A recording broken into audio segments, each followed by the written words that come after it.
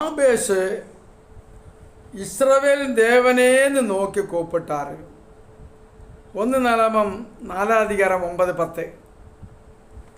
யாபேசு என்றால் துக்கபுத்திரன், ஒதுக்கப்பட்டவன், ஒடுக்கப்பட்டவன். அவன் தாயார் பெற்ற போதே போட்ட பேர். அந்த வார்த்தையோட அர்த்தம் வேதன புத்திரன், உதகாத்தவன், எல்லாவரும் வெறுக்கப்பட்டவன்.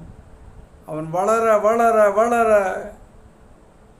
அதே போல தான் அவன் அம்மா சொன்ன வார்த்தையினாலே அந்த ஊரில் அந்த வார்த்தையோட அர்த்தமே வேதனை.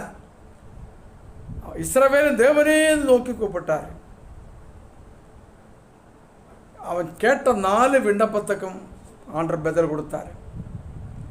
உபாமா 33:29 சொல்லுது, ஆண்டவர் சொல்லுகிறாரு, இஸ்ரவேலே நீ பாக்கியவான், கர்த்தரால் ரட்சிக்க